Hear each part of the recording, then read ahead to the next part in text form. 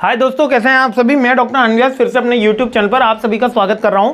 Performance and reward management के subject पर मैं आ गया हूं। सेकंड मोस्ट इंपॉर्टेंट क्वेश्चन चल रहा है, बड़ा इंटरेस्टिंग और बड़ा स्कोरिंग सब्जेक्ट चल रहा है।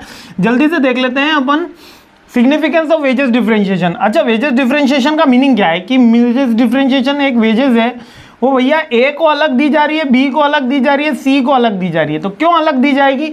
ए जो होगा वो स्किल्ड होगा, बी जो होगा वो सेमी स्किल्ड होगा और ये जो होंगे भैया वो अनस्किल्ड होंगे। तो कैटेगरी वाइज अपन जॉब वेजेस का डिफरेंशिएशन करें। अब याद रखना यहाँ पर वर्ड वेजेस है ना, यहाँ पर सैलरी नहीं है। सैलरी होगी तो वहाँ जॉब की बात आएगी, वहाँ मैनेजर की बात आएगी। यहाँ पर जब वेजेस का पॉइंट आता है तो स्किल्ड, सेमी स्किल्ड और अनस्किल्ड वर्ड लिखना है। अगर आप उसमें अगर वो सैलरी वाला पॉइंट लगा दोगे तो फिर क्वेश्चन गलत हो जाएगा, क्योंकि वेजेस किसको मिलती है?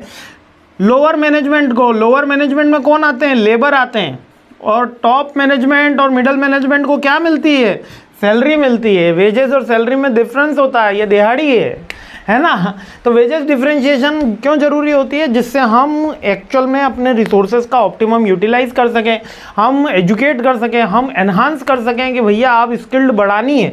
तो वेजेस डिफरेंशिएशन अच्छा बात है। सरकारी में यही तो नहीं होता है कि भैया जो 10 घंटे काम कर रहा है उसको भी उतनी सैलरी है, जो 5 घंटे काम कर रहा है उसको भी उतनी सैलरी। प्रोडक्टिविटी के अनुसार नहीं है। इसलिए सरकारी में थोड़ा सा क्या होता है, जब ये प्रोडक्टिविटी मेथड आ जाता है जहाँ पर जैसे कंपेरेटिव, तो वहाँ पर आप देखिए उनकी सैलरी, उनका प्रोडक्टिविटी सबसे ज़्यादा हो जाती है, क्योंकि वो भी तो सब एग्जाम पास करके लगे हैं, वो भी तो टॉप रैंकर्स ही रहे हैं, है ना। तो मोटिवेशन क्या रहता है अपने वेजेस डिफरेंशिएशन का? देखो, अपन एक इन्वेस्टमेंट प्लान, इंसेंटिव प्लान बना पाते हैं।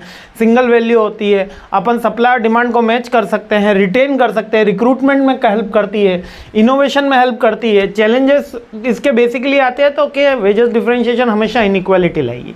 आप किसी को कम पैसा दोगे या ज़्यादा पैसा दोगे तो आप असहमत तो हो गई। इसके अलावा डिस्क्रिमिनेशन होता है। मिनिमम वेजेस एक्ट का पालन अपन को हमेशा करना पड़ता है, ये अपन को याद रखना है। तो wages differentiation is good for the organisation but under the legal laws. ये एक लाइन अपन को उसके अंदर लिखनी है। और इसके पॉइंट्स क्या हैं? वेजेस डिफरेंशिएशन होते हैं, स्किल सेट पता चलेगा, रिसोर्स का ऑप्टिमम यूटिलाइजेशन होगा, स्टैंडर्डाइजेशन होगा, promotion for the promoting for the educational and training and development kind of activity. यही सारी, डेवलपमेंट नहीं लिखो, ट्रेनिंग काइंड ऑफ एक्टिविटी, क्योंकि वेजेस में अपन ट्रेनिंग काइंड ऑफ एक्टिविटी ही ज़्यादा लेते हैं। आगे बढ़ूँ, बहुत सिंपल सा क्वेश्चन है, उड़ा देना, है ना। आगे बढ़ते हैं।